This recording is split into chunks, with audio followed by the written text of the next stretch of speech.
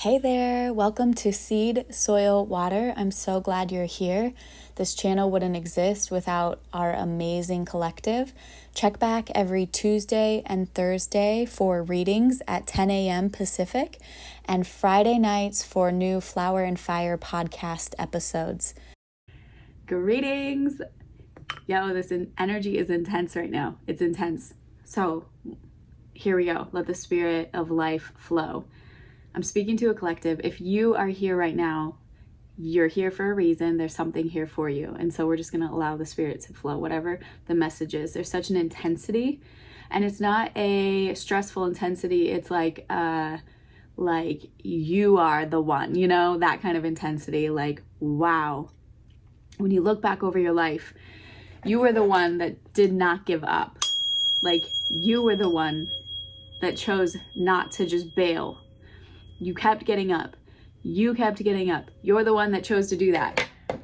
Man, I'll never forget. I'll never forget the time when somebody made a comment to me sideways about how, like, oh, well, you know, like, I was like, I'm getting out of bed every morning. Free will choice, free will choice, free will choice.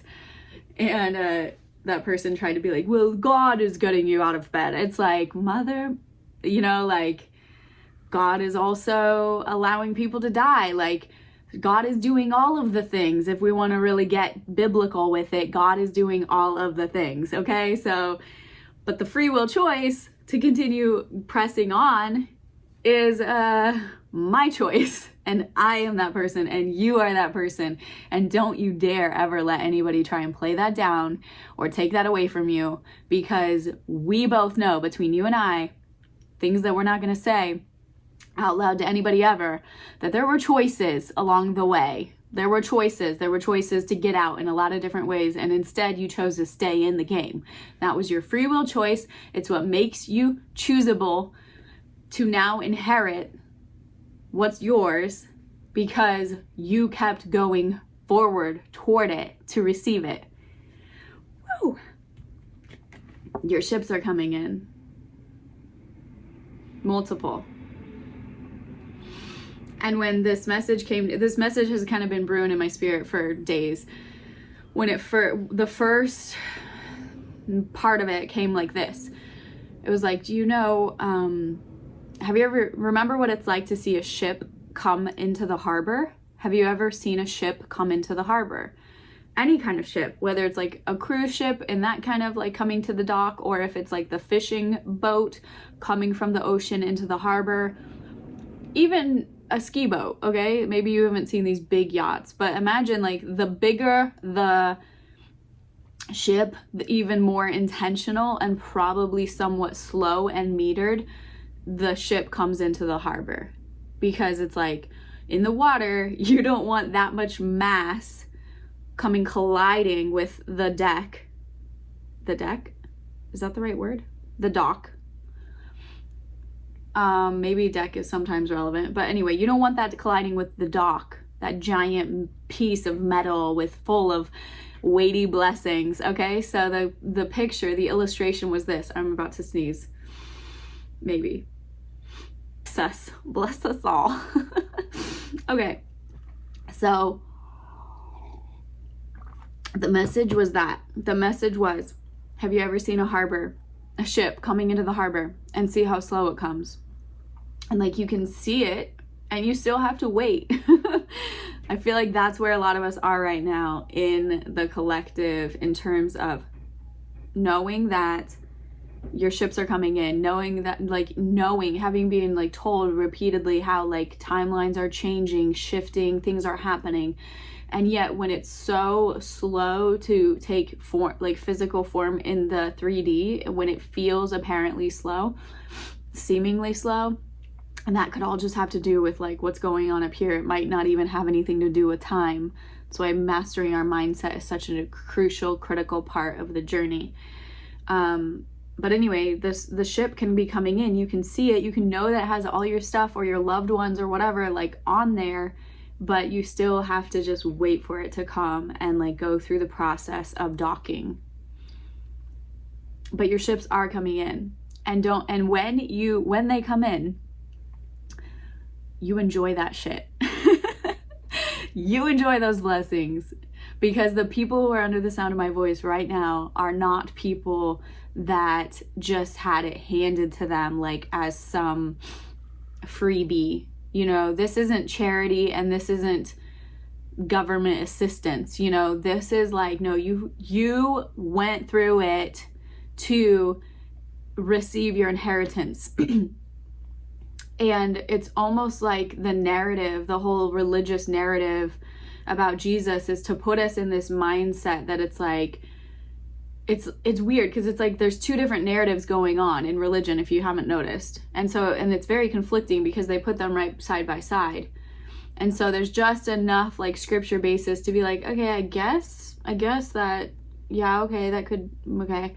But then the spirit that cannot be contained or quenched or conveniently boxed into a religious like structure, the spirit is like wild, you know?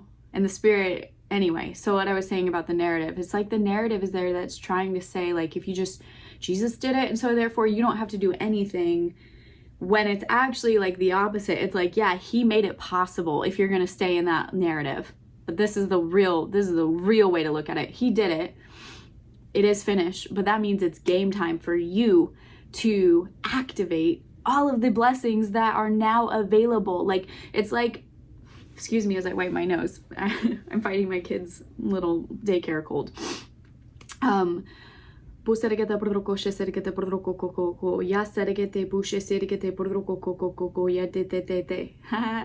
Caught myself doing that. Believe. Okay. Let's get back to it. What was it? The narrative is like, but the real story, wow, how funny that was the part I got distracted about, right?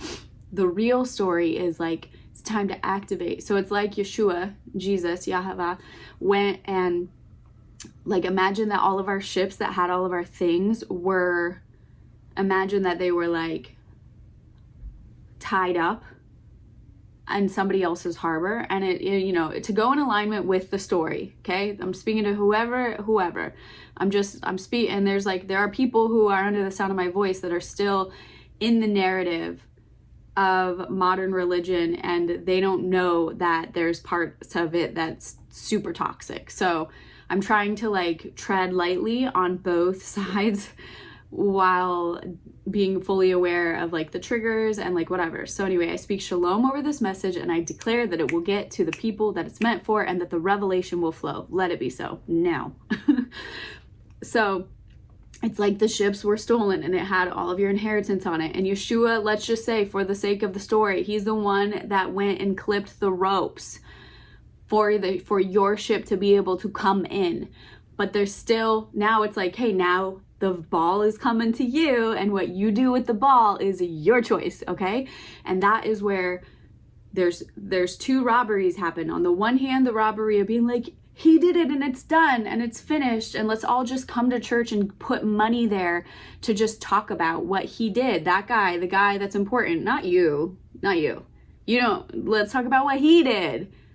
Because if we were to all activate into our divine identity and find out that, like, yeah, the whole point, for the joy set before him, he endured the cross. The whole point of him doing what he did was so that you would know that when it's your part, your ships are going to come in, and now you need to be ready to like deal with them. And like I said, in the word, there's so much of this. It talks about going to the threshing floor, like actually processing the wheat, going through, taking up your cross, like going through and making new wine. Like all of it is all about this. But for some reason, I don't know if I'm the only one that caught this, but there's no way, because I've been through the entity of religion in a lot of different places and spaces and stuff. And the way that narcissistic abuse can so easily survive in the religious culture is like a problem. Okay, we're getting off of that message. The point is, your ships are coming in, plural. Maybe you don't have all of the, like, maybe you haven't unloaded them yet. You probably haven't, because they're coming in right now. So you haven't unloaded them yet, but you know that they're coming. You can even see them, like you can sense them in the atmosphere, and you know that change is happening. So don't get discouraged in this time when it's coming in. And this is like, hope deferred makes the heart sick, you know? So it's that whole like the deference, like the setting it off, like that can become so discouraging to be like, oh, I'm still waiting, you know, I'm still waiting. But it's coming, and I want to keep this short for the sake of reaching people who are in the midst of the transition, and I know that there's a lot involved in that. So be blessed, be well, be free, hang in there. The ships are coming, like you can even see them. They're not far out in the ocean. They're like really, really, really coming here, like really close. They're already within eyesight, and now it's just a matter of honoring the process to allow them to come in, dock, let the guys do the things to get the ship secured at the dock. Then it will be time to like start unloading. And remember, there's work that comes with the receiving of the gifts. Like when it's game time, now you got to move the stuff, you know, like, so even though it's going to be like, oh my gosh, accessing your dreams, whether that's like people, relationships, physical things, whatever it is that's coming in for you, maybe it's like a new path, like a new career path or whatever, maybe it's actually moving. So whatever it is though, there's there's like things to do. It will be demanding to do, like to now do all that stuff. So I keep hearing about how to like remember to enjoy this time while it's here. It may feel like you're bored of this season, or you're just so interested in what's coming that it's like, I'm just ready for that, I'm ready for that, you know. But what I'm being reminded by the Spirit is that this season that might feel dormant, it's an interesting word, or it might feel like boring, but it's like peaceful and you're getting rest. That is really crucial for what's coming and for the pace that will come like in seasons to come. So just enjoy this low pace, because you know how it goes. Like the journey is probably going to go up a tick, and like, yeah, there will be rest seasons all the time whenever needed, but with the unloading of the blessings, there might be some work involved, and you want to make sure that you're well rested. So just be here now, be here now, be here now, be here now. Enjoy what you have, who you're with right now, because it's not always going to be just like this. So just try and enjoy it for while you're here. Anyway, congratulations on being a freaking badass with your free will choices to continue getting up again, to continue showing up for life, to continue going after divine identity. That's who you are, and you should love yourself for that. And whatever else happens is all just bonus, but you should love who you are and appreciate who you are, because you were dealt a hand that you signed up for from outside of time. I don't know if everything went exactly to plan or not. It's hard to say, but the point is you continued making it through, even despite other people's free will choices that put a wrench in your forward momentum. But look at you, keep going, you keep going, you keep bouncing back. Queen of the bounce back, king of the bounce back. Be blessed, be well, be free. And just so you know, new readings are released every Tuesday and Thursday at 10 a.m. Pacific, and new podcast episodes release every Friday evening.